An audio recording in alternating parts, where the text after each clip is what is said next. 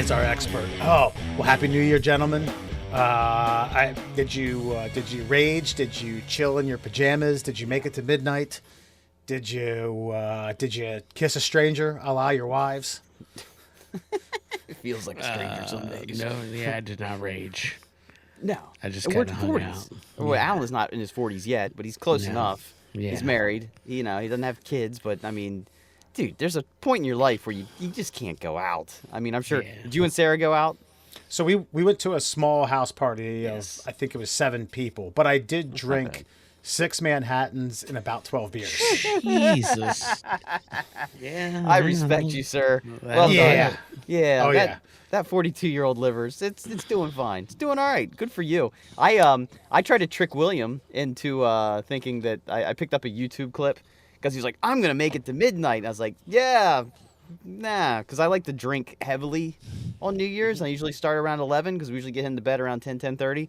And he wasn't going to bed, which means Daddy can't start drinking heavily because Daddy doesn't want to be a fucking dipshit by the time midnight rolls around with his 10-year-old son up. So I found a clip on YouTube, and I was like, hey, buddy, look, they're counting down. He's like, is this live?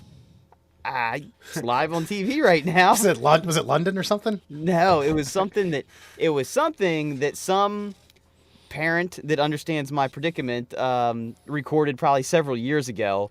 And let's just say the AI quality or the CGI quality of the New York ball that was dropping was not quite up to snuff. And he's like, that doesn't look real. Is this live? I was like, it's on the TV. He's like, and he grabs the remote and he's like, this is YouTube. I'm like, He's like, I'm staying up until midnight. You can't stop me. I'm like, fuck. Fine. If you can make it to midnight, you can watch the ball drop. Little fucker did. Didn't give in. Well, then, it's good. I think I used to stay up till midnight when I was like 7, 8 years old. Around that time, my parents would let me. Yeah, Let me I do that. think A lot of times it's with my aunt though.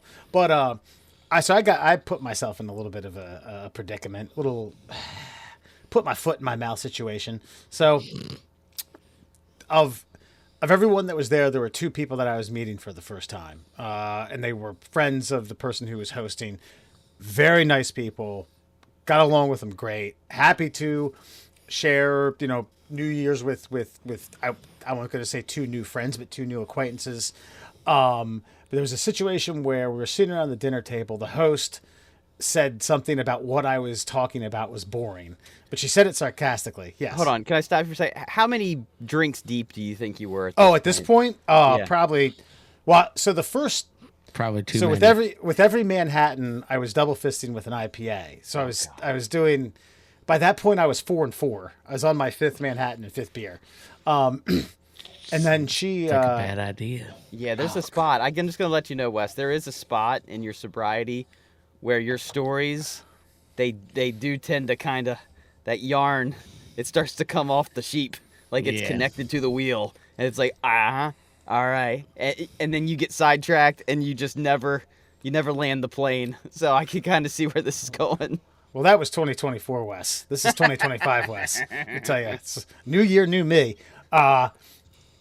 And she, in an attempt to be humorous and change the subject about something I know nothing about, I said, okay, let's talk about composting. And the female of the couple that I just met says, oh, my husband composts. And I was like, I know nothing about composting. I just brought that up as a random subject. And he Thought could, of the most random, boring subject I could think of And immediately. he was like, fuck yeah. no, I think he got the hint that like, oh, you said that as a joke. All right, we're not gonna delve into the subject anymore. And I brought up why I said it because that during the day I was watching Avengers Endgame and Tony Stark says it to Piper when he figures out time travel, so it was on my mind. But Pepper Potts, sorry. But yeah, it's about 15 seconds of feeling like just a real dick. You know what, though? I think as dudes, I mean, honestly, this comes back to the people who don't get poop humor. Like, that guy obviously gets it. It's not lost on him that composting is a boring science. Yeah. We're all into boring, dumb shit, okay? You're Every right. single one of us. Wes, You and I like audio equipment. It's fucking lame. XLR, fucking cable names. What about your drivers? What kind of audio software you like to use? It's stupid. It's fucking dumb. Guys get really fucking deep and dirty into boring ass shit because we like to be experts in things that we previously knew nothing about. I'm sure this guy's a great composter. I'm sure it's a lot more difficult than we I don't know, think it man. is. I think like even you like your audio thing. Like if you were like, hey man, like I like audio equipment, I'd be like, that's kind of cool. I know a little bit about it, not a ton about it, and we could talk about it. Like this guy didn't just walk up to Wes at this party, making small talk, and be like, hey, you ever think about composting? He didn't like offer that up. You know what I mean? You could walk up to me at a party and be like, offer that up. And I'd be like, oh, this guy's not that weird. Well, that's a cool hobby. Sure. But if you walked up to me, you're like, hey man, you into composting? I'd be like, nope. No. Now I think like you're weird. Like if somehow fantasy baseball is brought up, my ears go like whoop. Oh, Yeah. you do as well. Oh my lord, knowing that is the nth level of dorkery in terms of baseball fandom. Well, you know what? You could also bring up like I don't know, like comic books, and you bring up in games like Pro wrestling.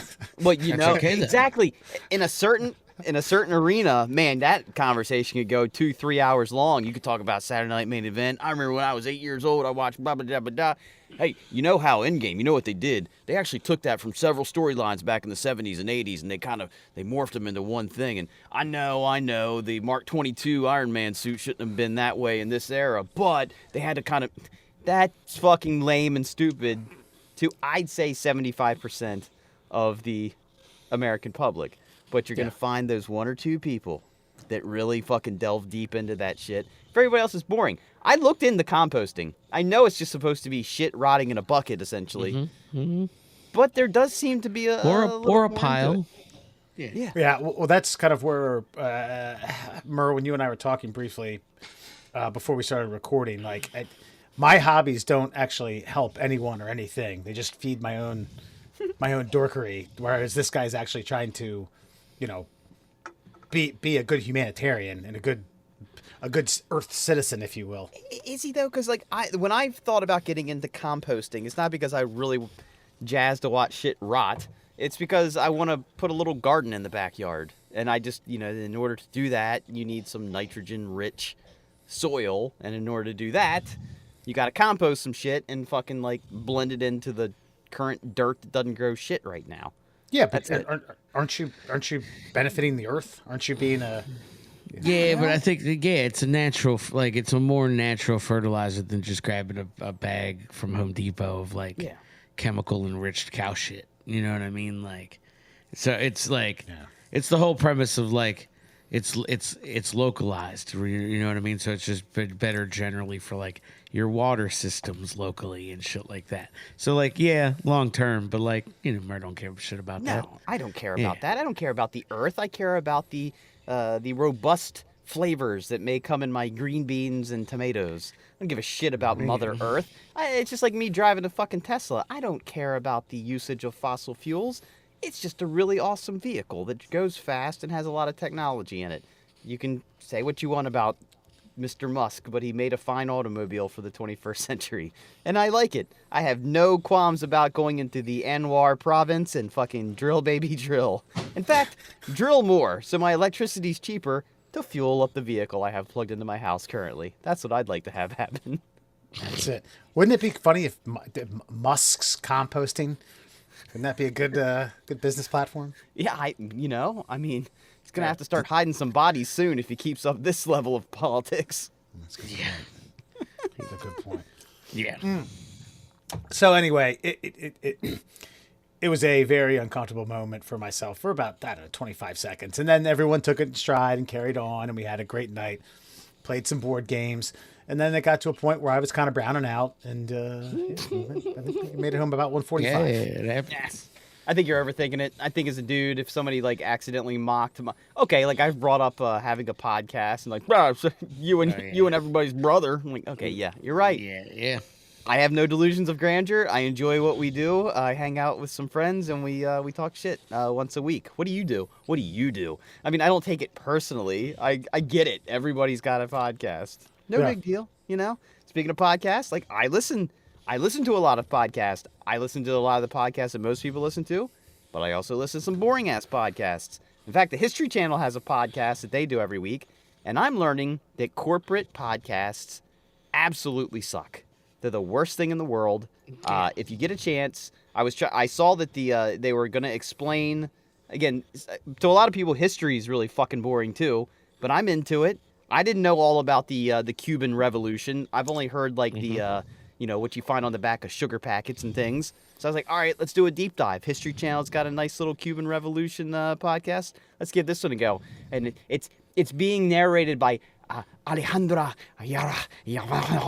And she has to say her fucking name like that. And I'm like, okay, please just read this fucking thing in English. She's reading the whole thing in English. But when she gets to the fucking names, she can't just say their names. She can't just say, that's where a young man named Fidel Castro. It's like, and that's where a young man named Fidel Castro comes into play. I'm like, all right, whoa, what was that? Who? Are we talking about the guy that I know, or is this a different guy? And then she gets to Che Guevara. I'm like, who? Che Guevara? Sugar Varo? Oh, Che Guevara. Got it. That guy. I couldn't understand a single recognizable fucking name. And everything else she's saying is perfectly just straight up English. And the part that made me want to kick a fucking hole in my AirPods is when she got to, and that's when President Batista stood up to the table and said, and then she speaks the fucking quote in perfect fucking English. I'm like, oh really? Mr. Batista got up and spoke in English to his fucking whole coven of communist guard. That's the way he spoke to them. You dumb cunt who just fucking mispronounced every fuck. If you're gonna read the thing in English, Definitely didn't mispronounce. They're all Spanish words, so probably pronounced absolutely correctly. But I feel you. That's probably annoying. That's annoying. This is why I wanted to get you in on this, though. Okay, if I go to Dunkin' Donuts, Wes, and they've got a breakfast sandwich, it doesn't come on. It's not donuts. It's not donuts cut in half. It's not a bagel. What's another nice, flaky type of pastry that you could put a sandwich on? That would be a croissant. Exactly my fucking point. I don't, in the middle of my phrasing, knowing that that's a French word, change the pronunciation of the word to match its origin. So when she's getting to these Spanish words and names, it's not like if I was in Yugoslavia and I was talking about Michael Jordan, I would instantly go, and then the greatest basketball player of all time, Miguel Jordan, scored 45 points. You don't do that. Yeah, but I think that also doesn't support your point. Like, I don't think either one of those things supports your point because I say croissant like an asshole every opportunity I get. But you do it because it's wrong. Purely for the comedy. But I still do it, which refutes your point. And then number two, it would be the opposite. Why would you accent the American name? You would just say it Americanized. I think that's where, like, your argument falls apart. Like, you could be like, yeah, it's just annoying. I'm with you. Boom, thumbs up. Then you're like, she's mispronounced. No, she's not. She's saying them correctly. Your American-ass brain is like, well, just say it wrong so that I get it. But that's not how this shit works. No, but but this is how it works, I think, in my opinion. No, I could be wrong. It's not. No, but hear me out here, though. So she's speaking in a perfect American English dialect. Yeah. Yeah. Until, this isn't like Penelope Yeah, Cruz. I know exactly what you're saying. Yeah. But so for me, again, and then she gets to the quote where President Batista is talking to his cabinet or all his fucking oligarchs that are in a room with him. And then she does the quote. She doesn't go like, meaning, and then it translates it. No, she says, this is what he said. No, that's not what he said according to all the rest of the pronunciations you've been providing me with throughout the entirety of this fucking 35-minute podcast. That's not what he said. President Batista said, hear ye, all you scallywags and farmers. I don't know. It's just, I get what you're saying because I get it too, and it's annoying. But, like, your arguments for it are just not good. You could just, if you were just like, I don't like it, that's dumb. I'd be like, all right, great. I love it. Love that argument. Your arguments are just bad. No, but the way she was going from an English dialect to a Hispanic dialect. I get it. I understand. No, I had to go back 5 or 6 times because, again, like Che Guevara, I didn't recognize understand the name what when his she was real name saying is. it Yeah. Check it out. because I've never heard it that way because I don't speak Spanish, so I get don't that, understand. Yeah. So, but with Spanish letters, right? Like, okay, we Mr. Giannis with 2 L's, right? With the Y sound. That's granted respect because that's part of your heritage. Yeah. But in America, we don't call him Christopher Lloyd. We call him Christopher Lloyd. He's got 2 L's in his fucking last Yeah, because name. that's his name. But that's my point. That's his name in the English vernacular. You're not changing the. If you were now, But if he was in, if Che he went to- Guevara's name is Che Guevara. It's not Che Guevara or whatever you would want her to call him. but you get she what I'm was saying? Like, saying, but she also she revved up the RPMs in the oh, pronunciation. of the I name. believe it. I 100% believe it. I To know where it sounded exactly like what you're talking Shakavara. about. Shakavara. I Yeah. thought she was like saying like Shakavara. I Yeah. was like, what the fuck is that? I got thought you. it was a thing and not a person. And so what I'm getting at is if you're trying to relay a tale of history, I should be able to understand it. And as an American audience member listening to the podcast, I just don't think it's appropriate to go back and forth. And the thing is, it's almost like a weird flex. Like, look at me, I know how to pronounce. Yeah, I words think in I a way hate that it you don't. personally, but yeah, no, I mean I hate it. I just think your arguments are dumb. Like just hate it, like me. Just be like I hate it. Be like like because it keeps coming off like well I just want her to bend to my American will and just say it wrong. No, I She's just want to saying it- understand. it's I want to supposed understand to the be words. said. The fact you gotta wrap that little white brain around it, brother. That's how it's said. Like that's the way the names are said. I can't change that. That's the language they come in. But I get what you're saying that it's annoying, and I 100% agree with you because I sound like this when I talk Spanish, so I don't have that luxury of jumping into fucking accent. Because when I do, it sounds even worse. So I just keep it real gringo. You know what I mean? But yeah, I hate it too. Because Whoa. That's it just even keeping makes- it real, okay? yeah, it even makes me as a fellow Latino feel like they're talking down to me. I'm like, ugh, I can't roll my R's like that. I don't. You know what I mean? So I get you. I probably would have been like, "What that bitch say?" Oh, okay. At least once. Like, It's not even that I was annoyed. It's I was honestly confused. She said Yeah, it at fucked a you up. minimum she said 3 names that I'm perfectly aware of that I that's fair. That's fair because like Batista's first name was Fulgencio. So like, I mean, if you, I could completely understand your fucking your white American brain being like, what? And- What is but that? again- That's a name? and again she went like this. The pacing of her voice was like, and then President Felicia Batista. Yeah, Like, yeah. whoa. Like we He split says- hair. We sped it up. Yeah. He said, "Oh my, to all my." It also Cuban had. Was she? brothers Is she Cuban? Was she I don't Cuban? know. She had to be probably Cuban, right? She definitely Cuban had B? some Cuban B. She had some Hispania in her name. I can tell you that. Well, surprise. But no, if she's Cuban too, just as a side note, Cubans talk funny. They can't get their tongues out of their way. So like it probably didn't help at all. Like not even having heard a lick of this lady do it. You can send it to me so I can listen and I can corroborate. But like Cubans fucking talk weird. So that probably did not help this situation whatsoever. Okay, so hold on the spectrum of all the countries that you at least know of a little bit that speak Spanish, and are Cubans amongst the top of the list of just the weirder twang?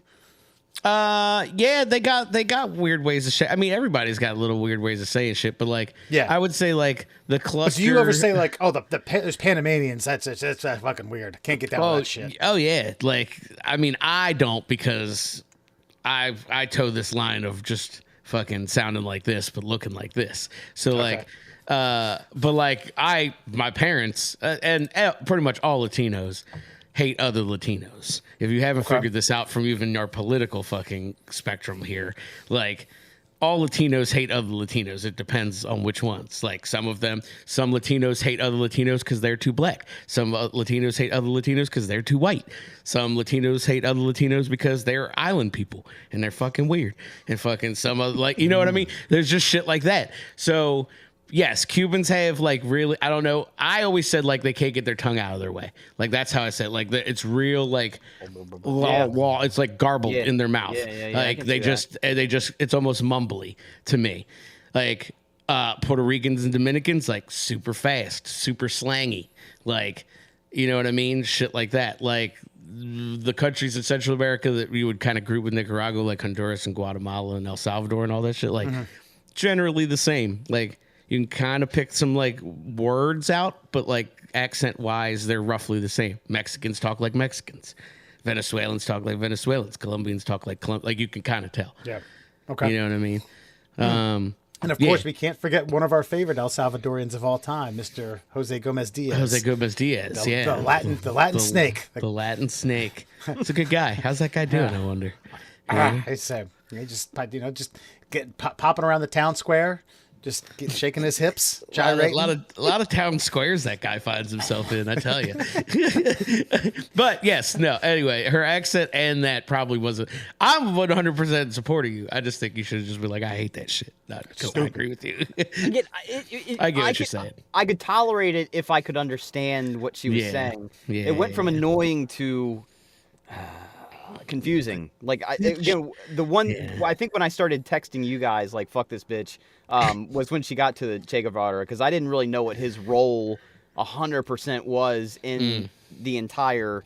Like I knew he was a revolutionary. I knew he was on the side of Castro. I knew it was a little more complicated than that. So I really wanted to know what his exact role was, because he didn't seem to come out on the winning end of things quite as much as Fidel did. So, so I'm like, where's Che Guevara? What the? Oh, that's that weird fucking noise she's making. So then I had to run it back 15 minutes to fucking listen to him blow up a fucking freight train filled with fucking weapons just to say fuck you to this guy. And by the way, about that Batista guy, gotta give baller move. He has a fucking he has a New Year's party. That's kind of why this was played on New Year's. Has a New Year's party, and everybody's like all timid. They don't want to drink because they're afraid they're gonna have to run because Fidel's like on his way. And he's like, hey, everything is all fine, fellas. Listen, no big deal. Listen, I'm going to go make a phone call in this room. And he goes to the next room and is like, yeah, can I get out of here? Okay, you got the plane? Cool. Like, hey, everything's cool, man. Everything's cool. I'm going to go change my shirt. Fucking takes off. He's gone. Done. Leaves everybody in the fucking mansion. Yeah. Skirts on out. I think he went to Puerto Rico. He went to somewhere. I think so. He went to an island and Originally. took a lot of money with him. Did take a lot of money with him. Yeah, and then It's not a bad plan. Yeah. No, not at all. Just like, hey, look at all this liquor I'm drinking right here. I'm taking big sips. Hold on. I have to pee. I'll be right back. Nope, gone. See ya. Good luck, folks. all that American sugar baron money. That's right. Also, what a baron to be. could have been like, fucking cotton, rice, indigo, fucking sugar. Boy, you living a good life. The sweet life, if you The will. sweet life, that is right. Dad joke 101 there. Or Middle like you're classos, Sorry. middle classos, everyone. Murray Allen and Foxman. Happy 2025. Happy New Year. Alan, go ahead. I was gonna say, imagine sitting there and you're like a young English nobleman, and your dad and your grandparents are like, you're sitting in like Maryland, and they're arguing about like, listen, we got some Spanish blacks, and we got a sugarcane plantation. You want to get down there and run that for us? And it'd be like, well, college isn't really a thing right now, is it? Fuck it, let's go run this plantation. And then you just get sucked up as a young man into the family business of a Cuban sugarcane plantation. Things get real dicey real quick. Yeah. Hey, by the way, I learned a lot. Like, Castro basically, everybody thought Castro was coming in to, like, free the people, and Castro was like, yeah, free the people. That's what I'm going to do. Yeah. He just got in and was just like, that was mine now. I took it all. Remember you Yeah. guys supported me taking everything? That's mine. I'm taking it all. It's pretty fucking just, I mean, that guy had a fucking hammer's fist on that place for 60, 70 years. God damn. That's how, that's how dictatorships work. Is that the end of not the end, but towards the end of Godfather 2? Or is it 1? No, 2. Remember they're getting ran out of Cuba, right? Because Castro's taking it all over. Probably. I mean, That's probably accurate. Yeah, like It's 50. right around the time where Michael figures out Fredo was was metaphorically fucking him. Thought that was an ethnic slur now to say that name out loud. Fredo? Yeah, remember Chris Cuomo was like, it's like the N-word for Italians. Is it? Oh, I thought that was Guinea or Dago. I'm asking questions here. I don't know, man. I don't really know the white slurs. What did white people call Italians before Italians were white people? Well, the one that went around was like the without papers. So they called them. Yeah, Wow, that's yeah, right. yeah. That's right. That's right. Yeah. You just gotta. No. That's how you gotta ask questions. All right, what did y'all call them before you allowed them to be white? And Wops got it. Is it Chris, the former CNN anchor? Yes. Yes, he got miffed because someone called him Fredo, a la the unsuccessful brother, because his brother was at the time governor of New York. He should that joke didn't have a lot of steam or a lot of longevity, as his I know, his right? brother got booted. But one of our most successful YouTube clips is about the governor's daughter getting hanky panky and handsy feely with a state trooper who then wound up. What did you say, Alan? He was directing traffic at a Beaver Falls County Fair, something like that. Yeah. Or maybe a local flood or something. Some water run over a carnival. Volunteer fire department. So that's why he got miffed, because someone called him Fredo. And to his credit, he did kind of stand his ground. He wasn't a pussy about it. Can you say that anymore? Yeah. Why can't you say that? I don't know. Who the hell knows? He wasn't a bitch about it. See, now you're towing the line. Yeah. Women don't like. Women are seen to be fine with you calling someone a pussy, but I've got some ladies at work that don't like when I call people bitches. Like, quit being a bitch. Like, they're like, I'm okay. Quit being a pussy, and they're like, okay. Like, so apparently pussy is Weird, but okay. Well, because I think bitch means like you're acting like an asshole woman, and they're like, well, we don't like you calling dudes women. You know what I mean? I don't know. I guess I can try to make heads or tails of it, but quit being a dick face. How about that? Can we do that? Right. I like it. Stop being a. I don't Stop hate that. Stop being a pussy dick. And again, I like to throw cunt around fairly liberally. Oh, I do too. And in like Australia, it's like a term of endearment. Yeah. It's like, you silly. England? You silly cunt. Like, they'll call you a cunt, and it's like they mean like you rascal you. Really is all they're saying. Like, Basically. yeah, you silly wanker. Yeah. Like, they want to give you a noogie while they're calling you a cunt. Where when I'm calling you a cunt, I want you to be like spontaneously combust into flames, because I don't want your existence on Earth anymore. Yeah, that's We need to get like an Australian on live, like a live football, podcast, or a live television broadcast of sorts, and have him slip up. Like, oh yeah, you can say that, no worries. Oh, look at that guy, he come right out there. I use it more as an adjective these days. I'm like, someone's being cunty. Yes. You know what I mean? Right. Oh, okay. All right. So we're gonna mourn a few people. Only the way the middle class souls knows how. A few people we missed last week. Then we're gonna get into our predictions. We're gonna review our predictions from last year and get into some new predictions of celebrity or famous people deaths in 2025. But first, Jimmy Carter, the 37th president at the ripe age of 100, finally succumbed to Father Time. Ricky Henderson, of all people, died of pneumonia. And then Greg Gumbel lost his battle to cancer. If you want to say anything about any of these three gentlemen. That you didn't lose. It was a tie. Okay, fair enough. Cancer went with him. Okay, yes, fair. Stalemate. Fair. I mean, I have a few things, and I'll start. Gumbel, I have a soft spot in my heart for sports broadcasters because, one, I aspired to be one at a certain point in my life, and he called the Mile High Miracle, which is arguably one of the greatest moments in Baltimore sports history, definitely in the Mount Rushmore. The other thing, Murr and I had both back-to-back years guessed Jimmy Carter. Mine, like 3 years ago, Murr 2 years ago, and I just kind of figured this guy will never fucking die. And the weird thing is, so he lived 44 years after he after he turned the reins over to Reagan, and I don't like. Clinton might do it. He's 70. I don't know how old he's in. He's in his 70s. I mean, is he going to live another 30 years? I think he's older than that. Is he? Well, wait. I mean, he stopped being president like by the year 2000. So, Oh, 01 is when he. Yeah. All right, Bill Clinton is 78 years old. Yeah, I mean, is he going to live another 22 years? No.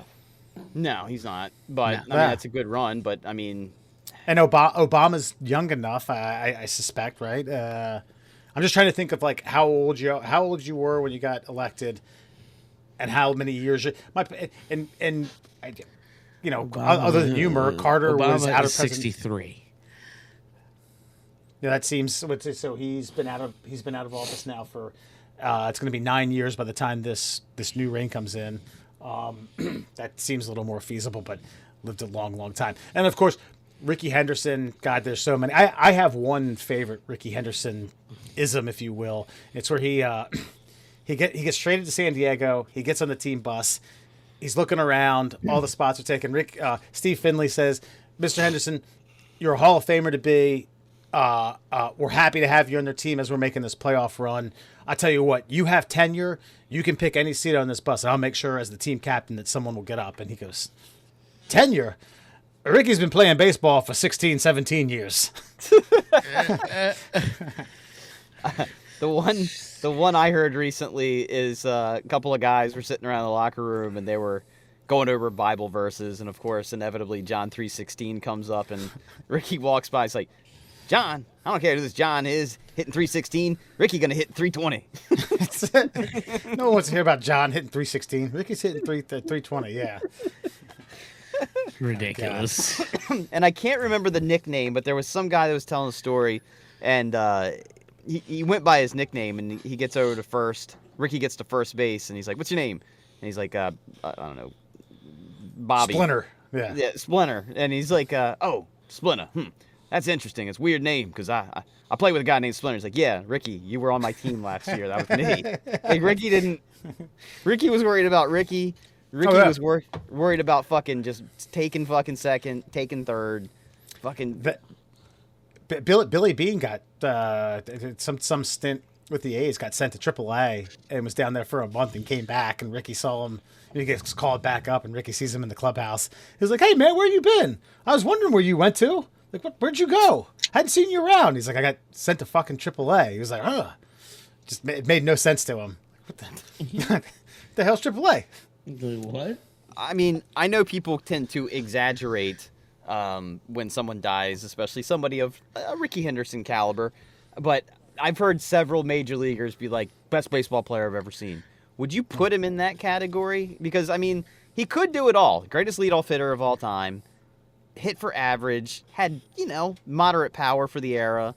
Could steal everything. There were some years where he sacrificed some stats for power. So I don't know if it's just to show you if he could do it, but if you look at his 1990, and the thing of it is, if you cut him in half, you have two Hall of Famers. Right. And there's not a lot of guys you can say that about in baseball. So do I put him in the all-time greats? I will say he's probably a top 10 outfielder. But is he a top 5? No, probably not. But hey, man, you're talking about Mays, Mantle, Aaron, Ruth, DiMaggio, et cetera, et cetera. So he's in the running. Yeah. I mean, go ahead. I mean, defense and offense, like, that's the other thing though. Is like, a lot of those guys had a hell of a stick, but glove work may have been subpar. But it's just like, well, but you're there for offensive numbers, whereas Ricky was kind of there for all of it. I got a soft spot for somebody like Ricky. I don't like, even though the arrogance is funny, I don't like the arrogance. I would not have been a fan of Ricky Henderson if he was on my team. Yeah. I also, like, I was thinking about this today. There's something about owning all these, like, things that he said and did and talking in the third person that makes you more of a cult you know, like you get like a more of a cult following. Like he was on the Best Damn Sports Show, and they were like, "True or false? Did you do these things?" And they read them all off, and he was like, "Yes, no, yes, yes, yes." Like the one with he didn't cash $1 million check, and the Yankees were like, "What the hell?" Like they're trying to figure out, you know, they're $1 million up, and turns out he didn't cash the check. He said it was a reminder that I had made it. I already have as much money as I've ever dreamt of, and someone from the team was like, "You need to fucking cash that." Okay. And he said, "I went to the bank and I didn't even realize that the bank could stamp it, cash it, and give it back to me. Like I didn't even know that was a thing. I had no idea that was an option." Well, they even offered to like, "Listen, you've already got it framed. We'll cut you another check. Just we'll cancel that one." And he was like, "Yeah, whatever. I don't care. yeah. Whatever you want to do. Ricky's fine. Ricky's cool." This is another good one. He was on the Red Sox. He broke the all-time walks record, which later got broke. And Bobby Valentine was thinking, or maybe it was the Mets. And Bobby Valentine was thinking maybe it'd be such a class thing to like have him steal a base as well. You know, the all-time steals leader steals a base after he breaks the all-time walks record. And Valentine had this really simple sign thing where he would do the hat, the eyebrow, the belt, across the chest, across the arm. But then it was like a clap. Like he would just clap afterwards, and that was the sign. And he does it to Ricky, and Ricky claps back at him and points at him because he's thinking he's like clapping because he broke the record. He's like, "Yeah, thank you, I appreciate it." finally, he just points at second, like, "Go, motherfucker, steal." Ricky wasn't looking for the sign. Ricky was gonna go, and Ricky was gonna go. Yeah, Ricky whenever he wanted. Ricky don't do sides. Oh. All right. So, do you guys want me to review last year's picks real quick? Let's get them. Okay. Let's get them. So, Alan, 0 for 3. That's okay, though. You had Damn, first time. First time, that's true. You have, in the last couple of years, you managed to get one. Jack Hanna, who I thought was a shoo-in, and as I mentioned... Damn, I know. Fucking... All right. He was okay. one good win gust. I know what Bird's laughing at. Pope Francis, which is another good one. I'm not really sure about his health. And then your wild card. Made that one, but go ahead. Your wild card was Britney Spears, and I actually wrote this down. You wrote, quote, "Bitch gon' die."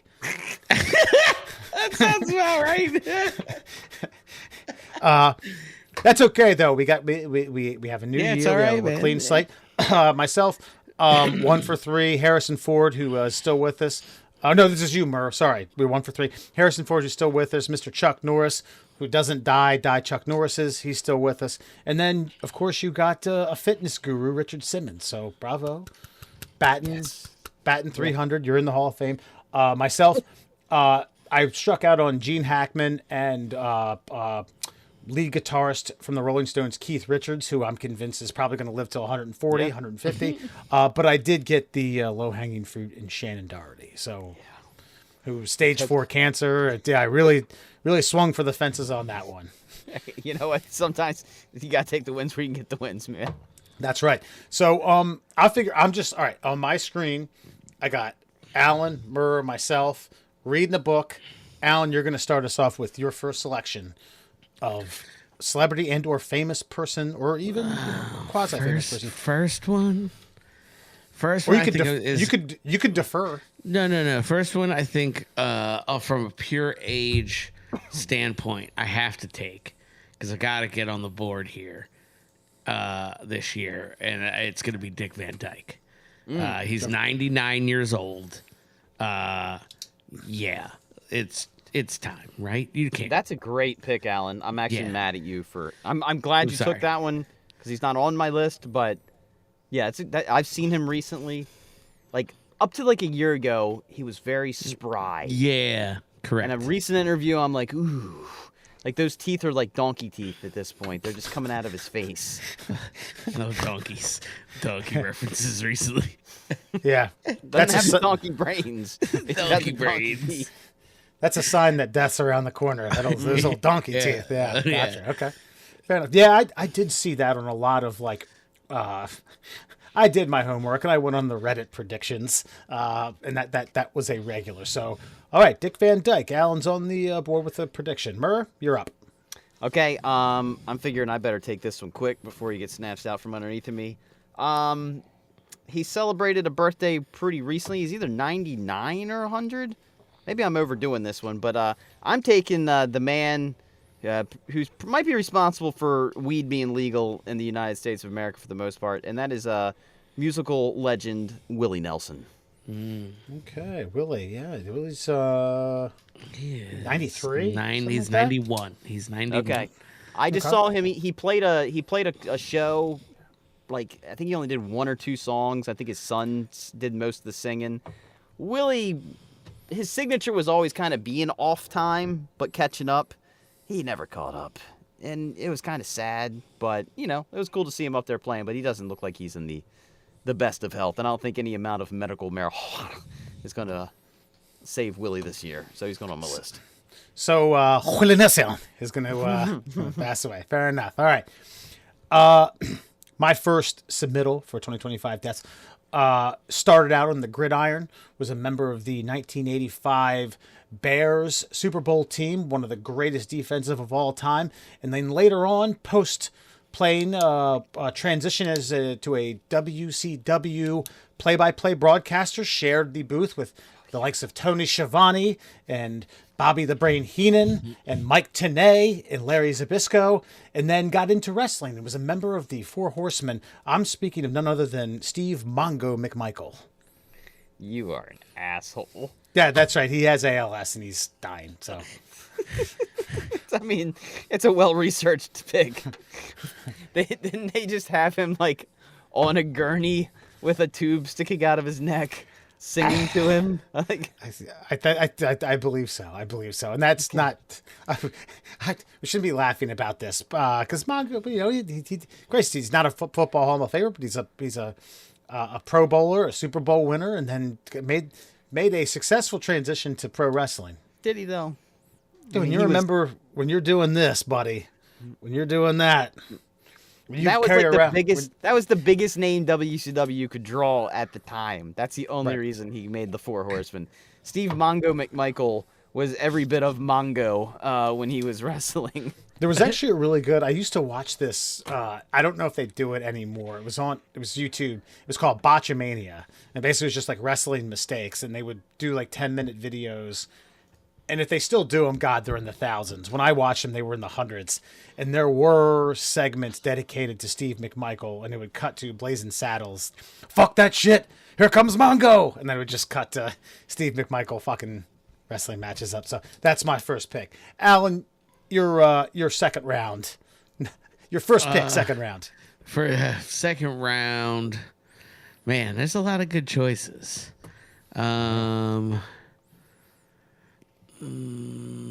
Actually, let me make one last check on something here, and then I'll give you.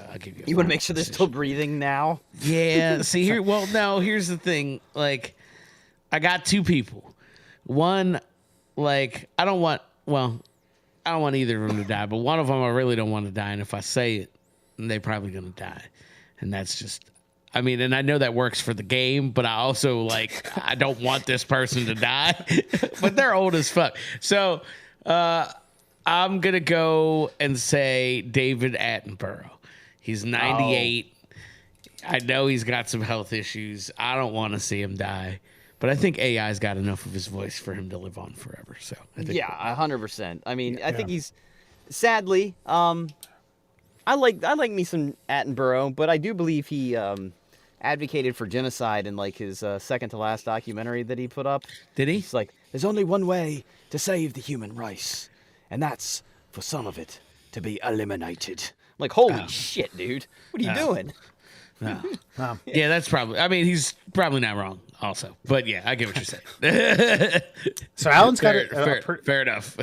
he's got a pretty strict strategy to the first 2 Just selections. age, It's like baby. 95 and up crowd. Yeah. And it's and you're right. You hit the nail on the head. I mean, I don't like. I would say I'm not going to say, oh, I don't want to see Dick Van Dyke die. I haven't seen Dick Van Dyke in over a decade. I think I hear David Attenborough, once or twice a week, just through flicking through social media shorts every now and then. Yeah. So yeah, that's a tough one, but Father Time. I'll tell you who the other one is if you guys don't pick him. But when it comes back around, you. Well, no, because I don't want him to be my third. Look, man, listen. Okay, at the end of the day, think about it like this. We lose more than we win, so picking them might preserve one or two of these people. Yeah, Keep it that's like, true. think about That's it like true. that. That's All true. right, That's stay true. positive here. That's true. I mean, I'm kind of on the fence on this one. I haven't. This is why I'm picking this person, because I haven't seen hide nor hair of this guy in a while. One of the most, I would say, imitated people in all of Hollywood. Everybody seems to have their little like. So I'm picking Christopher Walken Okay. to not yeah. make it out Okay. of 2025 Yeah. alive. Yeah, very. Do your Christopher Walken. That seems to be He's- like kind of a he's rite of 81. passage in your imitation game. Yeah, it's like Yeah. him. Now it's like him, Matthew McConaughey, Michael Caine, and it used to be Connery. I think Connery's kind of like slipped through because he's been irrelevant for so long. Well, he's dead. I know, but like there's a lot of people like Elvis has been dead for a while, but everybody got an Elvis, right? Oh. Yeah, but no one has the Elvis that what's his face, Man on the Moon did. Who? Andy Kaufman? Yeah, they got the best Elvis, the best. Okay. But Andy Kaufman's dead since Carter was alive. Or Carter was president. You know, he died at 35. He said they had a rare lung cancer. I just saying, like, you know, it's kind of like I equate it to. Do you know who Chad Muska is? Chad Skateboarder. Muska, the Yes. skateboarder. Yeah. Yes. So there was a bank, or you can watch us on YouTube. There's like it's a parking lot that has this steep pitch, but it's guarded by it's like a chain link. It's like a single chain that droops down to about a foot. The idea is you do a trick over it. And Muska went and slayed it one day. Just basically shut it down. No one went back to that because no one was ever going to do what he duplicated that day. And that's kind of what I'm thinking about with Kaufman's impersonation of Elvis. That's all. Well, plenty are still trying. Okay, there's Yeah, a whole fair enough. industry still. I mean, you go to Vegas, you're gonna find 50 Yeah, Elvises there's like 50 of them. Yeah. walking Yeah, that's around. actually. I was at a baseball game. At the entertainment post baseball game was parachuting Elvis's. Wow. It was definitely a minor league game. Now When this was the Chicago White Sox. Wow. So like minor league, basically. Dude, when I worked at Nino's in Northeast, we used to have Elvis come in all the time, and it was just hilarious because he drove a fucking pink Cadillac, and he would be wearing like regular clothes, but just jet black hair. He was doing like 70s, like mid 70s Elvis, pre-fat Elvis, but like also full pop Elvis. Like I'm getting ready to do my Vegas residency Elvis with like just the thick black chops. Looked absolutely ridiculous, absolutely stupid. And you just felt for him because it's like, no, man, I ain't wearing my work clothes, but I can't take the face off. You know what I mean? All right, so Christopher Walken is your second pick. I'm making note of these, by the way. My number 2 pick, musician by the most loose-fitting form of musician you can imagine. This person got famous by marrying one of the most famous musicians in the world, and she has continued to live long after her former husband was slain in the early 1980s. I'm talking about none other than Yoko Ono, who will pass away in 2025. How old is she? 91, 2. She's in her 90s. But she's Asian, dude, and she's Yeah, probably she's never in a really wheelchair, seen- though. She's in a wheelchair. Yeah, even worse, dude. She's gonna. You put an Asian in a wheelchair, adds like 10 years to their life. fucking wild.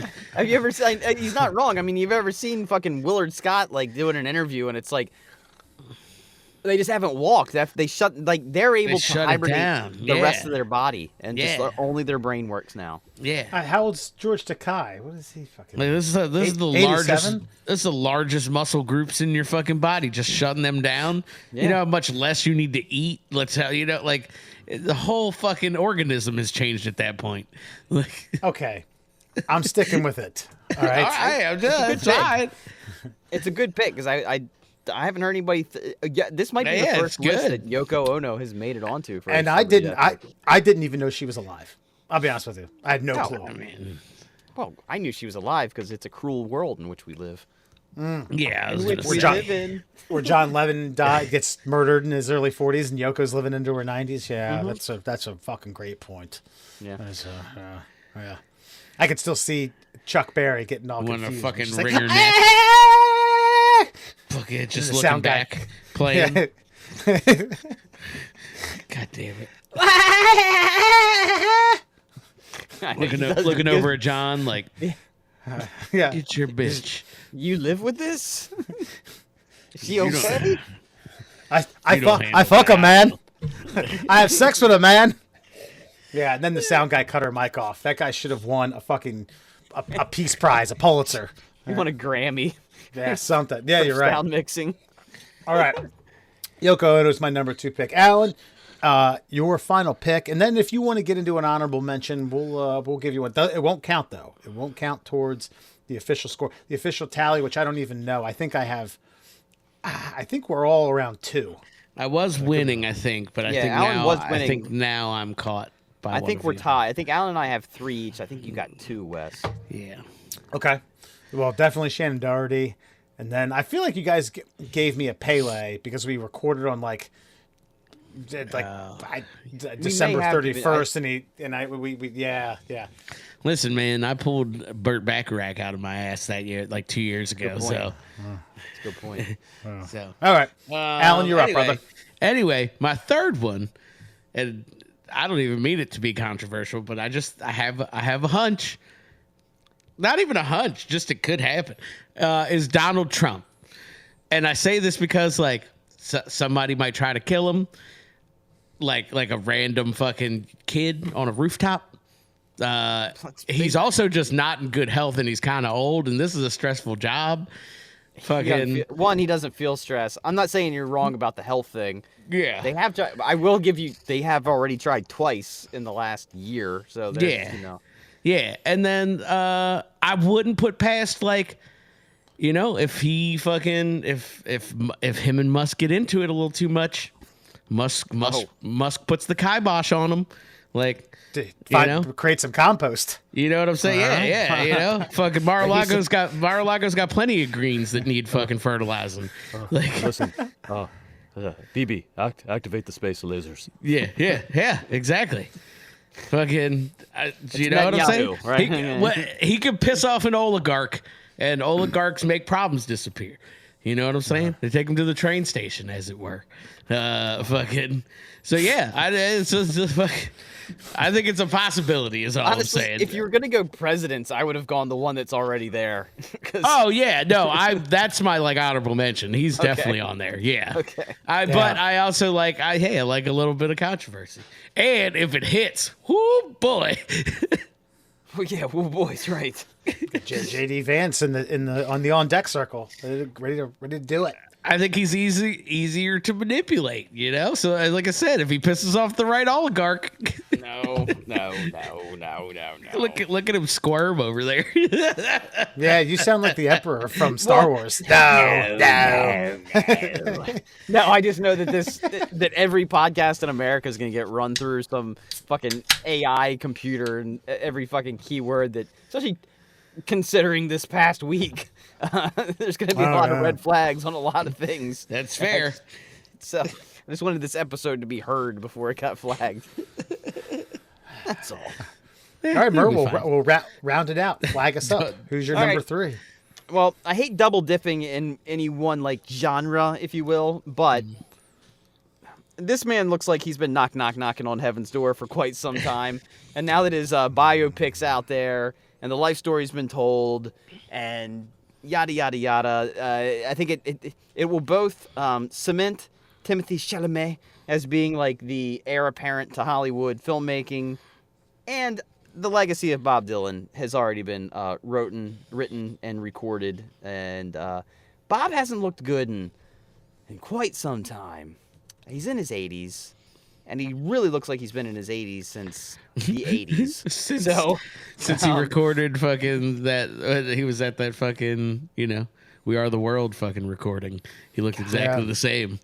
As Did he's you guys doing Traveling Wilburys collabs with the gang, who most are dead now. I think Actually, hold on. Let's see here. Jeff Lynne Orbison- might be the only one left. Yeah, Petty's dead. Harrison's dead. Orbison's dead. Bob Dylan's gonna die, and then Jeff Lynne. Yeah. Did you guys watch the documentary about the making of We Are the World? Yeah. No. I feel bad for Bob. Bob's not good around crowds, and they were like, Yes. to Bob's credit, Bob showed up. Bob showed up. Yeah. But Bob got into a room of singers, and Bob is not a singer.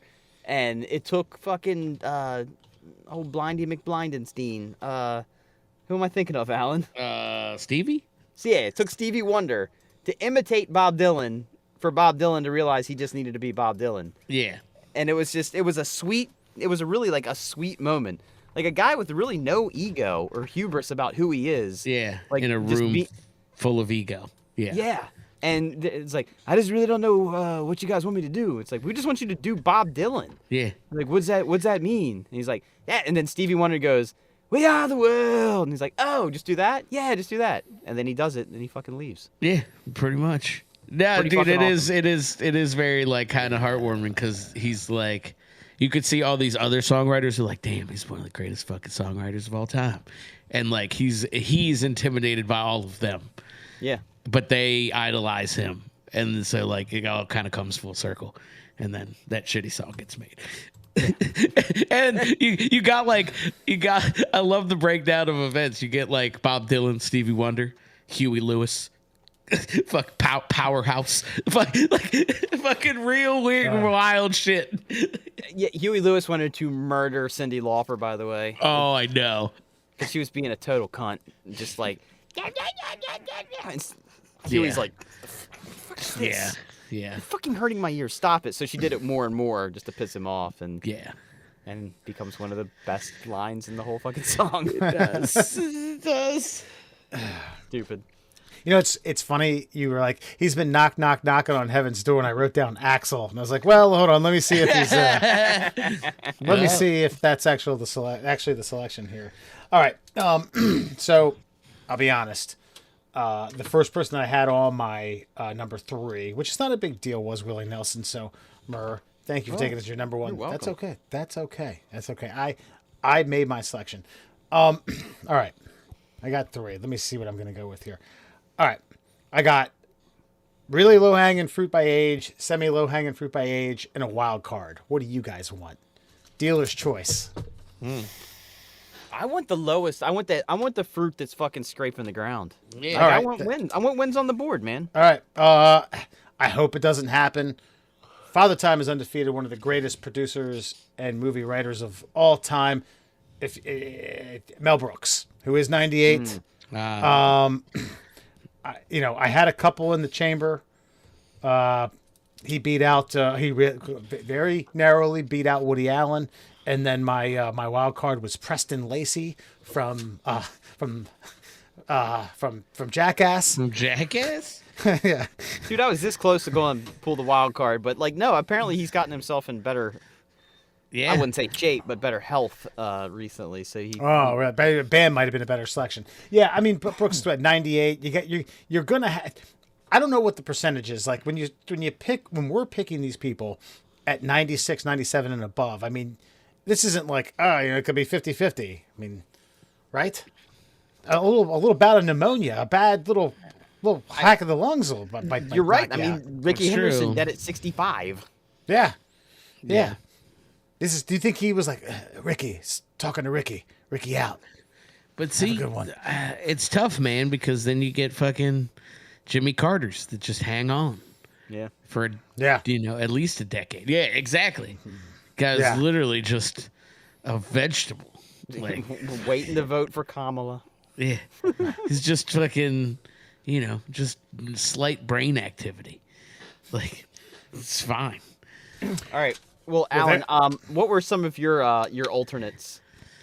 At least one. I had a lot of world leaders because I feel like world leaders right now are just in a precarious position, and they're all aging for the most Yes, part. yeah. You know what I mean? Like Putin's old, fucking Isn't fucking Kim Jong Un fucking like hasn't nobody seen him for like a year? Well, Like- supposedly he had like open heart surgery in like a Cambodian coal mine, and nobody Yeah. was like, Fucking. I was Clint thinking about Mike- Clint Eastwood. Yeah, I had Michael oh, yeah. Dukakis on mine. That's a good one. Yeah, Joe Biden. Joe Biden was on mine. Fucking yeah, that guy's definitely gonna die soon. Like, I mean, now there's like nothing to live for at this point. He should be gone here shortly, in like short order, I would assume. Well, I was about to double dip because I didn't pick him last year. I did pick him the year before. I was gonna throw Kareem Abdul-Jabbar on here, but then and then I thought about Wes's Shannon Doherty pick, and I don't know how he's doing today, but my real alternate was going to be Dave Coulier, because I don't know what's up with his cancer currently. Oh, I don't know if they were able to cut it out or not, but they're one of the greatest air trumpets of all time. I also was looking up. There's a couple others that I looked up. I kicked the tires on. Remember I told you, Christ, he was an urban cowboy. And he was in Anaconda. John Voight. John Voight. John Yeah, Voight. he was actually in great health at like 87. I looked up Judge Judy she's at doing 82. great, dude. Yeah. I just looked up George Takei, one of the fewest. And then, of course, I see, even though we can't repeat from last year, like a couple of years ago, I did pick Captain Kirk. He's doing fine too. He was just on Yeah. Bill Maher's podcast not like a couple months ago. Yeah, About so- what's up with Morgan Freeman? How old's that guy? That guy's kind of pretty old, right? Yeah, I picked him. I think I picked him. he was he was a Merc Year or selection a two couple ago. years ago. Yeah. I haven't heard much from him though. I know that fucking wooden hand still hanging out. Wow. It's the weirdest thing ever. Do you guys ever look up his hand? No, it's You're wooden. not aware? Are you aware of his hand? I know don't of think like so. Denzel Washington's pinky that's all fucking jacked up. Oh, dude, just Google Morgan Freeman hand. Like he wears like a what were the gloves? that, Like a Isotoner. like a thing. I have seen that before. Yeah, but I don't and- know. Oh, if- I think. Hold on. This is actually. Hold on. Is this what you're talking about? Right here. Yeah, that's it. Yeah, I Yeah. thought so. Okay. No, this okay. The one up here where he's staying with Michael Caine, right there. Yeah. Yeah. Or even the one in the middle there where he's sitting in a position he'll never get up from. Yeah, he's got that weird glove on. He did something to his hand. I don't know if they've ever disclosed it or not, but if you watch him in the Dark Knight Rises, he's on like a ladder coming up from like the reservoir from underground where the nuke is, and if you'll notice, he's holding onto the ladder by his elbow because he can't use his hand. Yeah. Yeah. Yeah. I tell you what, you Yeah, guys. he's really, got fibromyalgia. Sure. Yeah. Yeah, I think I've seen like an infomercial for that at 4 a.m. it was a Um, bad fisting accident, is what it was. Which you guys really need to. You gotta tap into the pro wrestling pool. Those bastards live Yeah. hard lives. They all did steroids true, in the that's 80s and true. 90s, and that's. I mean, obviously, Steve McMichael isn't going to live till 2026. But there were some guys like like the tugboats of the world, the Scott Nortons, a few others I had in mind. But check into that next year. Okay, all right. I like where your head's at. I mean, the game has changed a little bit. I mean, Right. if a professional wrestler has made it to 60, 70, then they're probably, on their way out. You're right. Yeah. But I'd say the modern pro wrestler, like your Shawn Michaels of the world, they're probably going to make it to they might make it to 80. What do you think? What do you think Ric Flair it's got in his tank? At He's this point, 75, I think, or 76. Yeah, but he's a raging alcoholic, and he's been a raging alcoholic his entire life. He Yeah. still is. Takes no medication apparently. I don't know, man. I mean, there's some of these guys like how old was Mickey Mantle when he died? Like they call it like the Mickey Mantle gene. Like you can just 63. that's it. Yeah. He hold on. Yeah. why didn't- 63. Then why do they keep calling it the Mickey Mantle gene? Because obviously he petered out rather quickly. I mean, Ricky was 65. Didn't he retire at like 55? So it's not like Yeah. it's not like he made it that far out of his career.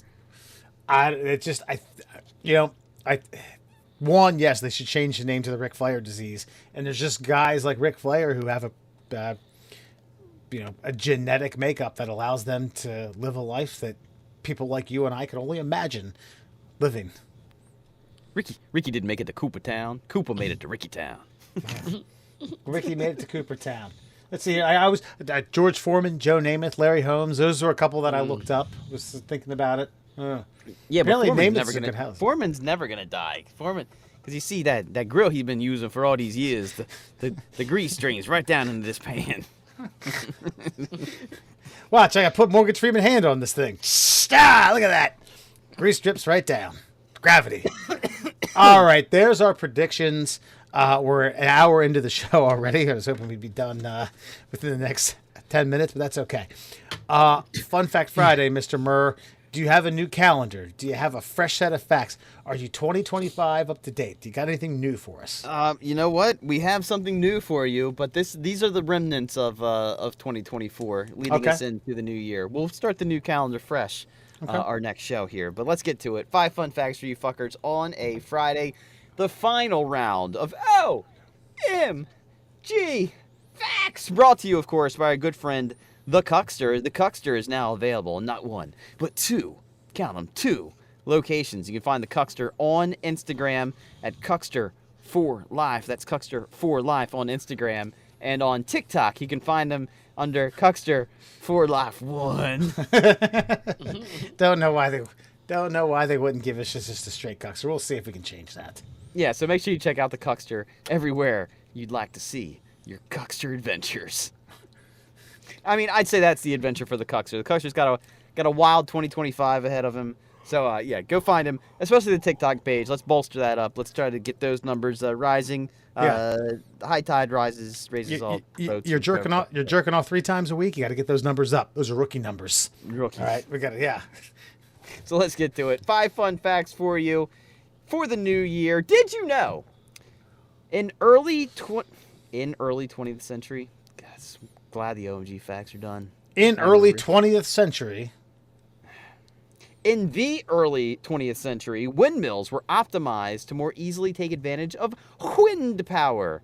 They could reach the output of around 100 horsepower.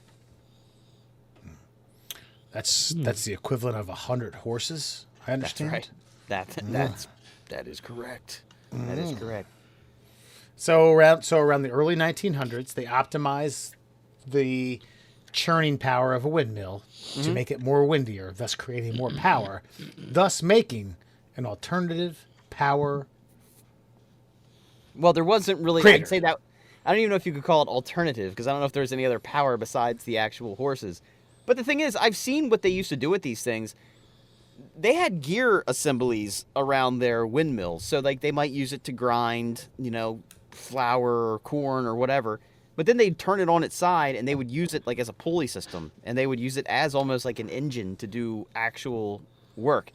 Like these windmills back in the day, much better than the windmills we got fucking slanging around the coastline in France and killing the whales with their fucking radioactive brainwaves, fucking making them dance and never come up for air. That's what windmills are doing? Is that a thing? Is that There's apparently, you can look this up. They make a weird vibration when they put them in the ocean, Alan, and whales, since they use vibration as like their way of communicating, it drives them fucking bonkers, and they're like, they're washing ashore, they're fucking going crazy because the windmills, like, imagine, it's kind of like have you ever had your head underwater in a pool and you hear like the weird sounds from above? Yeah. That's what the windmills are doing to these fucking whales. So they're super sensitive, man. That's fair. Look it up. Let's get rid of windmills. I mean, I won't because I don't care, but I believe that's fair. I could see that. Okay. You want to get rid of windmills? I want to bring back traditional windmills. Like, what was wrong with these windmills? Yeah. They got 100 horsepower. Why not hook a 100 horsepower windmill up to a generator that you got out back of your house? Then you actually get the power, rather than set up a $2.5 million windmill in some government-owned property that goes right back to the power companies to make them money. Why don't I get my own money, huh? Why don't I get my own solar and wind in my own backyard? I want to take the power back. I think I have the answer to that. It's because you wouldn't pay you wouldn't be able to have to pay someone money for power in order to make your life easier. Well, yeah, I mean, it's easier, but what I'm saying is why don't, if we're putting up windmills, why don't I put up my own windmill? You know Yeah, what I mean? get it. I'm saying because a corporation then won't be able to collect your money. Yeah, exactly. That's the problem, right? That is the problem. Is that my problem or is that their problem? I guess it's my problem. Yeah. You're right. It's you screaming at your son, turn the fucking thing off! It's 11 o'clock. Get to bed. Oh, you wait till midnight. Did you know? One tree can filter up to 60 pounds of pollutants from the air each year. 60 pounds. Wait, what does? A tree. Oh. Yeah. Just one.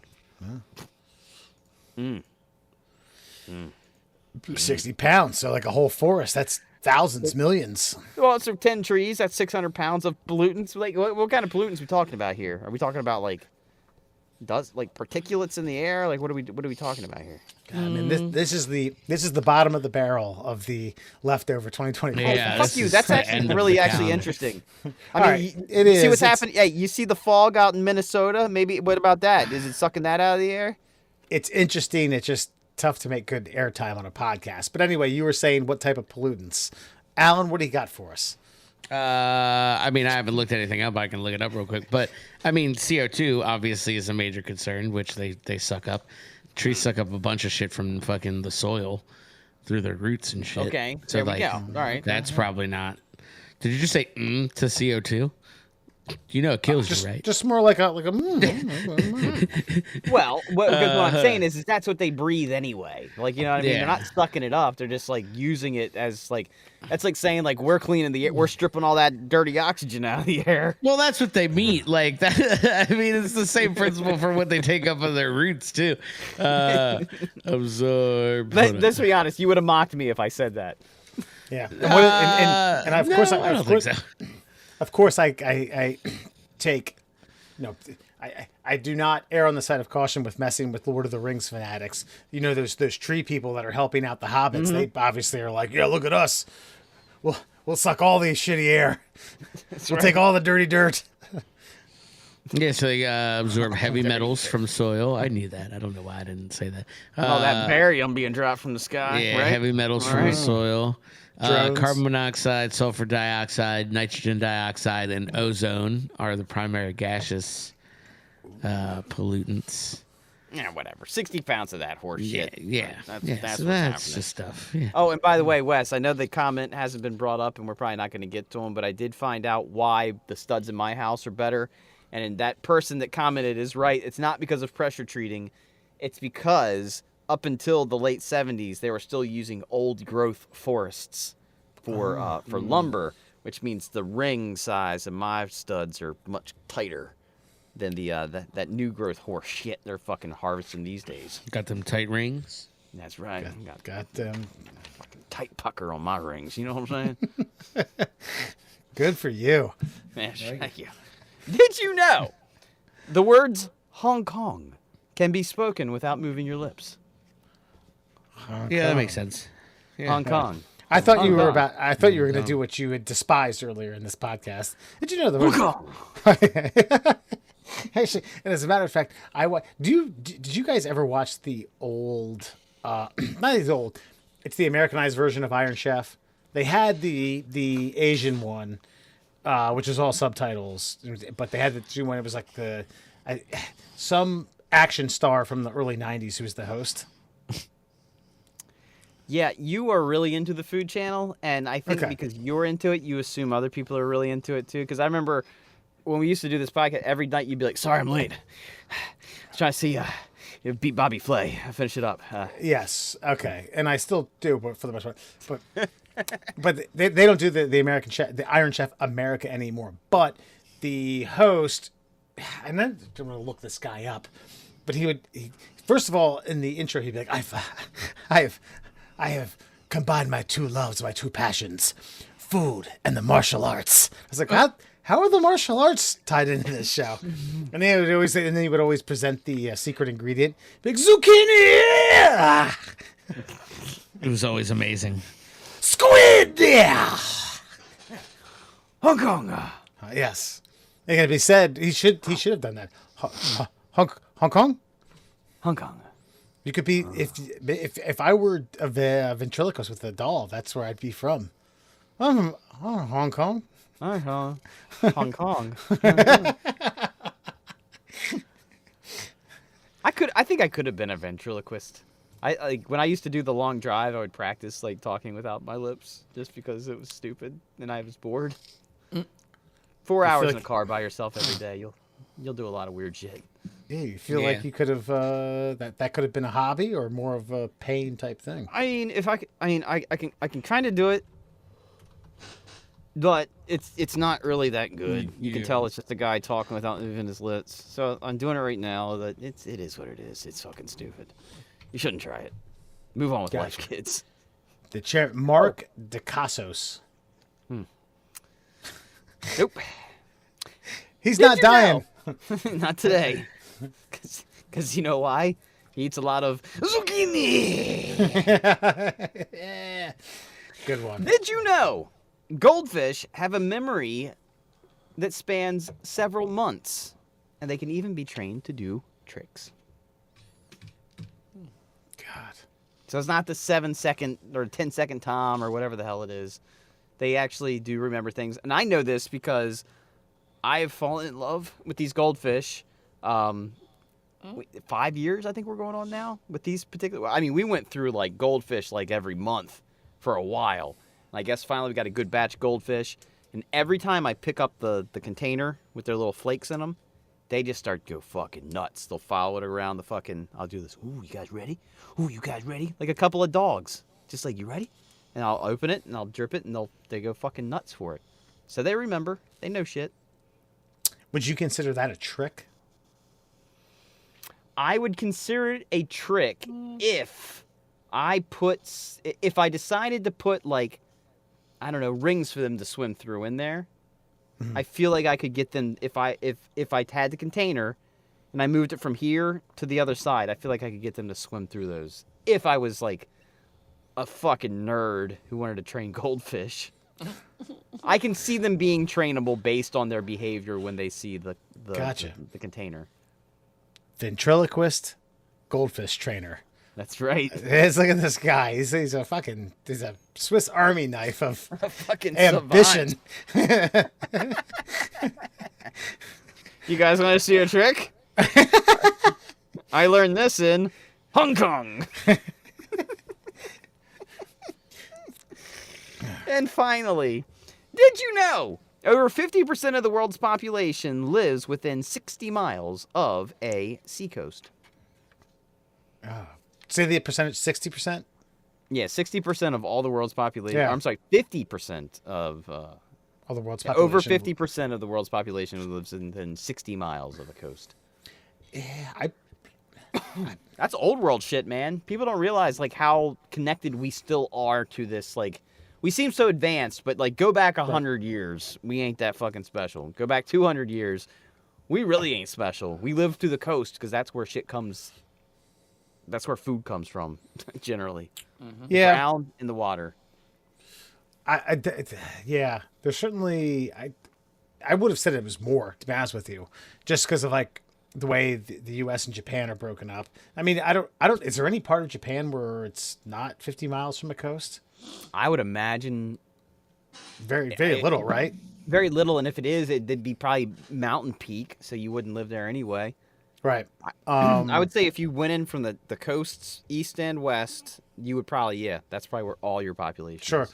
And I think, thinking of like, the Mediterranean Sea, pretty much everything on the European side is just populated to the gills, all the way through, Israel and that side. Africa, yes. Egypt, there's some tops apart, but then Morocco, no, that's populated. What else? Australia. Pretty much every fucking person in Australia, they either live in Perth on the far east or far west, and then Sydney, Melbourne, and something else on Yeah. the west side. I'm just, it's still, we're not as advanced as we think we are. We haven't moved away from those sources, and it's just, Right. we may never. Yeah. Had a So what do you point, get? So we got like Phoenix, Minneapolis, Dallas, and Chicago. Pfft, Momo towns. Momo towns. Yeah, but is Dallas? How Yeah, far Dallas. is Dallas? Dallas is more than 50 miles from coast. All right. Yeah, but man, it's floating on. But water, I think you could get to the Gulf within like a little more than an hour. I yeah, think. that's kind of what I'm getting at. But Yeah. either way, that, my friends, is your leftovers Fun Fact Friday. Yeah, you're left over from Tech. All right, so we got a little bit of a vote to do.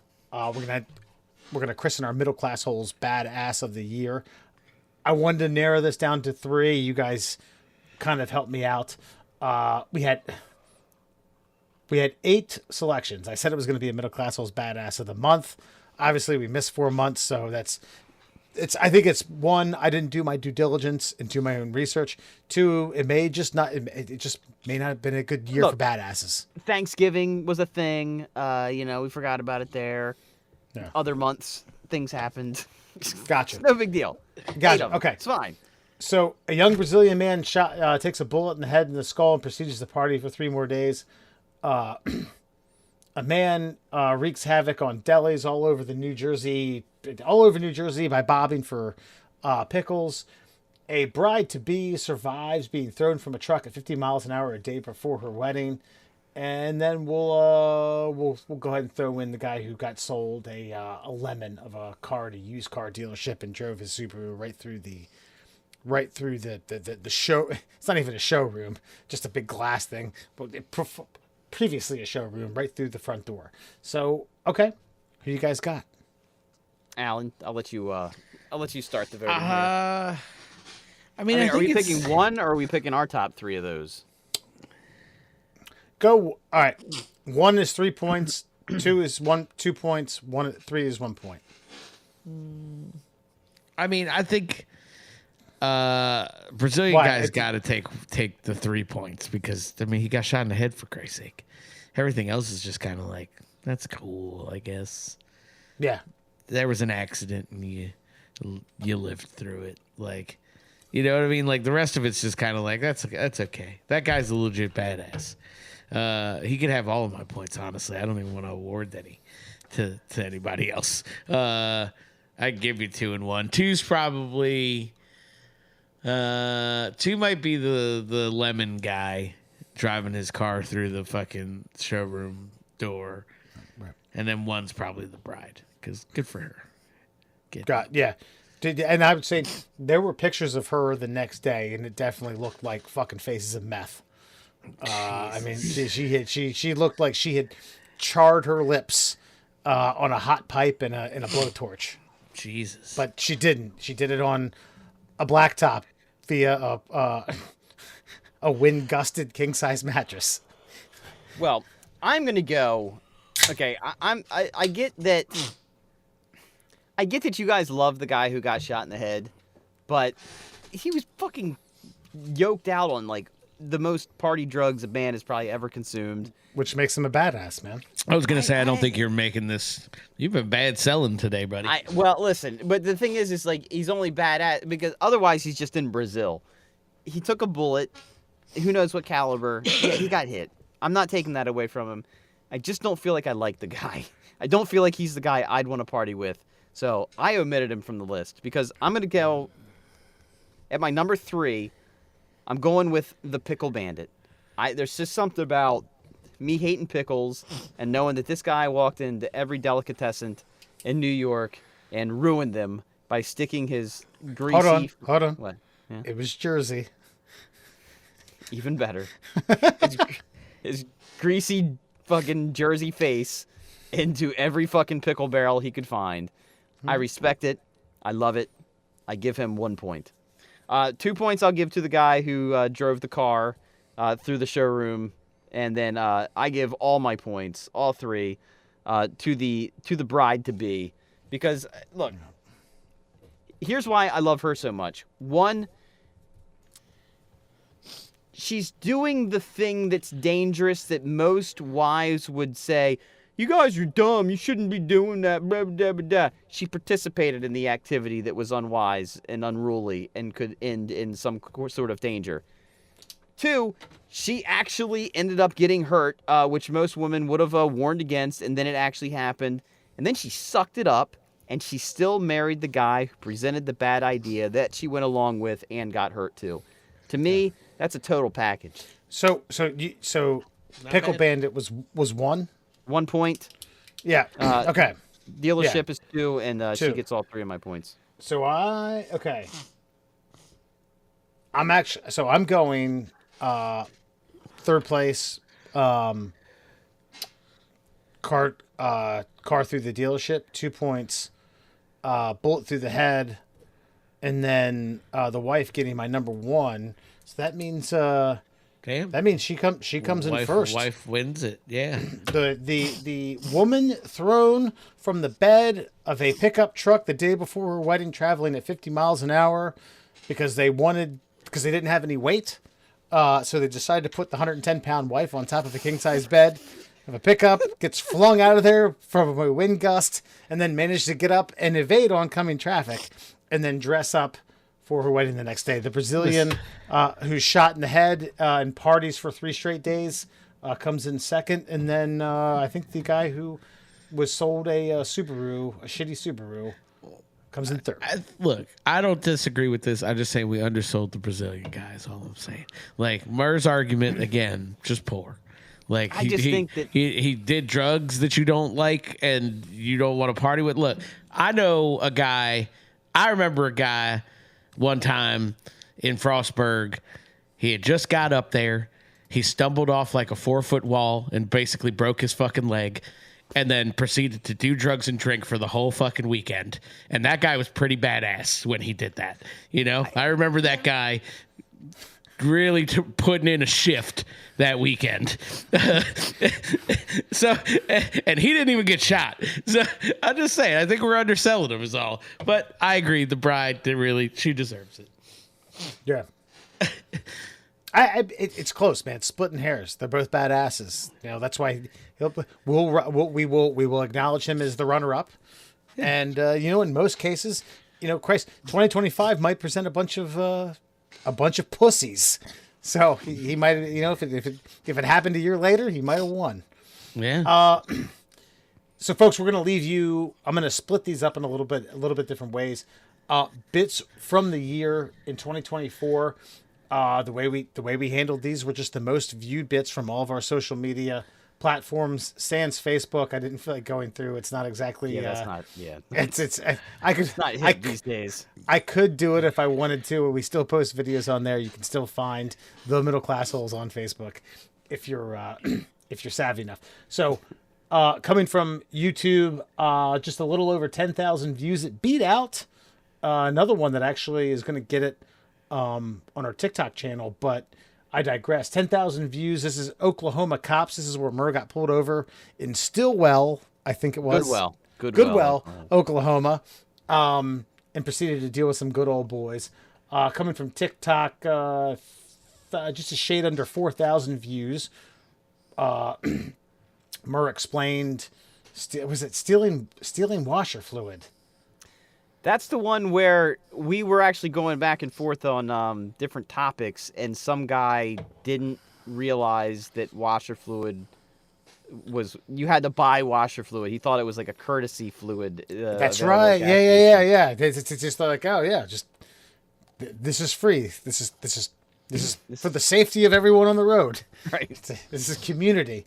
And coming out of Instagram, about 3,700 views. Parenting hacks. I think it has to.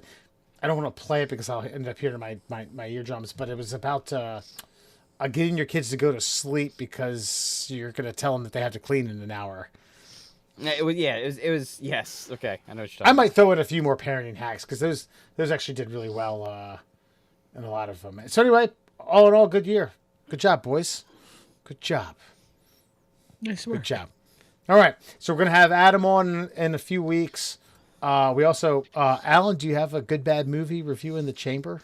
I think I got something for you. I don't know what it is yet. I haven't decided. I've got a couple options. I'll let you know.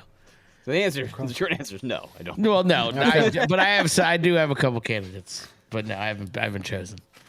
Fair enough. Yeah, we'll be on next week. It'll be 2 days, 2 days before my wedding, and then we'll get all fucking funky and fresh. Hopefully, more Yes. funky than fresh. Hopefully, you Maybe. start out fresh, you end up funky. You know what I'm saying? we start out musky and we wind up composty. All right. We'll tell you all about it. All right. Happy New Year, all. We'll see you next week. Take her easy. I found this to be hilarious, and this is not even like an aha moment. This is just someone coming to grips with the fact that they've been a thief for a long, long time and not realizing it. I was 25 when I found out that jugs of washer fluid outside of gas stations aren't free. I was walking out of the gas station with a buddy one day, grabbed a jug of washer fluid, and he asked me, "Did you just steal that?" I was like, "No, dude, it's free." Turns out it's not. I stole washer fluid for nearly 10 years of driving, and no one ever said a thing to me about it. Dude, that's a situation where I would hate my buddy for even fucking informing me. Right? Walking away, clean conscience for a decade. And I hate it because when I buy it, again, this comes to my fucking prudishness, I will pick it up on the way into the store. I cannot, like, those people that are always, like, checking out the liquor store, like, yeah, and throw a bag of ice on there, too. Because they're going to get it out of the cooler as they go to their car. I'm like, what a fucking honor system we live by. Still. Where we're locking up lubes in a Walmart. They're still just letting you freebase fucking ice out of the chest on the way out to the fucking parking lot. Yeah. You're like, I'll get a 3-pound bag. You're like, I wonder if anyone's watching. If I get that $5. I've definitely done that shit. I paid for a 3er and then walked out and looked at the 3s and been like, we got a lot of beer here. I'm gonna grab the $5. And fucking just walked away. Fuck it. But I can understand because I remember when I worked at the gas station, we had like, there were like displays technically for, like washer fluid, brake fluid, other fluids anyway. And I saw somebody like topping off their brake fluid and I'm like, I punched it up after they paid for their gas and they're like, whoa, what's that extra $7 for? I'm like, it's for the brake fluid. I thought you just used it to, top it off if you needed it. Like, yeah, and you can take the rest of it with you because you just bought it. And they were confused. But I can see how that makes sense. Like, no, I'm here at the place where you need, like, quick maintenance on your car and you are providing this fluid for me. So, yes, but it's for purchase. Like, I can see how if no one explained that to you, it's not, like, an automatic, especially if you're from Yes, you Jersey. Figured like, the washing my windshield, at a gas station. That's free. Right. You're just dunking the squeegee into a fucking disgusting filth pile and then be like, I gotta clean it. So I think it's still a very, very hard parallel to be like, yeah, jugs of this fluid are free. But I'm just trying to give this guy the benefit of the doubt. But yeah. But, I mean, to his credit, though, since he thought it was free, it's not like he was just taking one for funsies every time he walked out of the gas station. He was only taking it when he needed it. So it's kind of like there's this weird, like, honesty built into the guy. Like, Yeah. You figure he said he'd been doing it for 10 years. So what? He probably stole 3. well, I mean, more than that. I'd say 2 a year for 10 years. You tell me you only go through, like, one. I get it refilled when I get my oil changed. Oh, see, I'm a man, and before I drove my Tesla, I did it myself. So I never, yeah. You just tell me I'm not a man. Well, okay. Wait, hold on. You're a man because you what? I changed Tops off my his own windshield. well, wiper. he never had to. Washer fluid? He never had to add wiper fluid because he always took his car to get his oil changed somewhere. And I'm saying I always changed my own oil, so I always had to buy my own washer fluid. And you would go through about at least 2 gallons of that shit a year, at least minimum, like one every 6 months. Yeah. At minimum, and I would say like 3 a year is probably normal. That's a lot of washer fluid, bud. Not I was really. gonna say, I think maybe like one. Yeah, what's a I'm gonna say, gallon? like, Is it a one- gallon or? I'll go through 1.5, maybe. Like not even a full 2. What are you Well, doing? Well, like in the winter, like when like the frost keeps popping up on the windshield, and it's raining out, and you get like the road sludge on your windshield, and Yeah. you know, I don't know. I like a clean windshield, man. I I like mean, I do too. Don't get me twisted, but yeah, maybe you know what you need that Rain-X shit. well, that yeah, summertime, you know, starts Ease off, man. gets around dusk, and you're just fucking just murdering moths, man, shit like that. Murder eating Again, metropolitan area. We don't drive through moth swarms very often, but yeah, that's cool. Life's different out there, man. I get it. Dude, driving around here when the cicadas were out, it was you felt like you were in a war zone at the peak, man. I believe it. Yeah, I mean, there was a couple times you could just no, he's coming. You could see him like I don't know, like a quarter mile out. He's going like 5 miles an hour, and you're going 60. Pow! Fucking sound like a rock hit your windshield.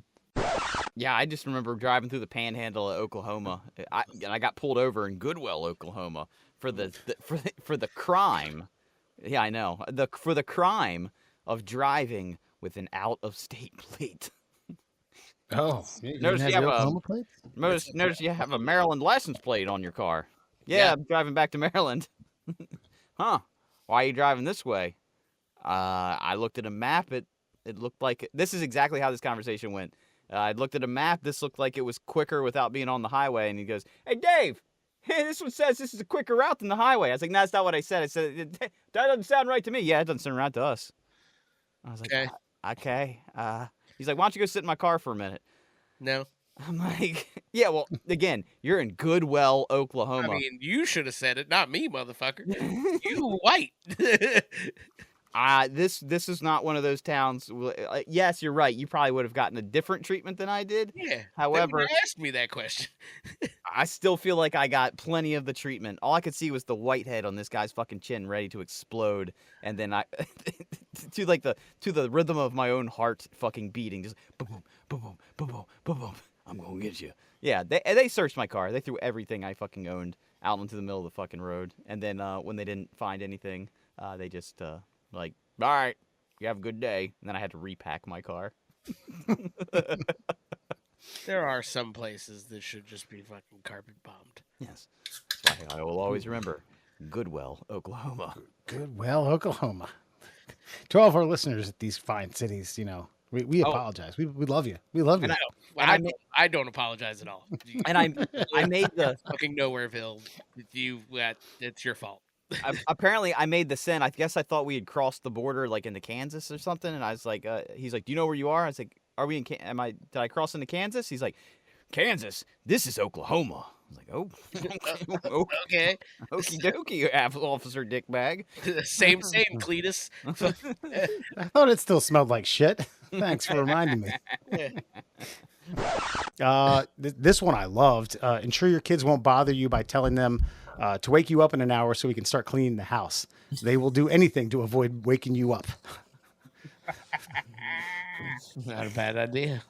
Again, that's a great lie, but that's also one where you can hold them to the truth if it happens. That's it. Fucking 55 minutes. I said an hour. Go grab a mop. Get those forearms ready. You're gonna be grinding there, little soldier. Told our daughter that kids' ears turn red when they lie, but only parents can see it. She would enter a room with her hands covering her ears, and we knew we were in for a lie. I feel like the lie, the you're telling a lie and here's your tell, regardless of what it is like an age old thing. I mean, that's been since the dawn of parenting. That's been a thing. Yeah, I'd agree. We can tell you're lying by blah, blah, blah. Yeah. I'm going to do William's tell right now. He does this thing with his lips where he's trying not to smile and just like hold it together, and he can't do it. It's like right there. He's on the line. Like give him about 3 more years of practice, and he might have a good poker face with you. Have a good one. Kids are shitty liars.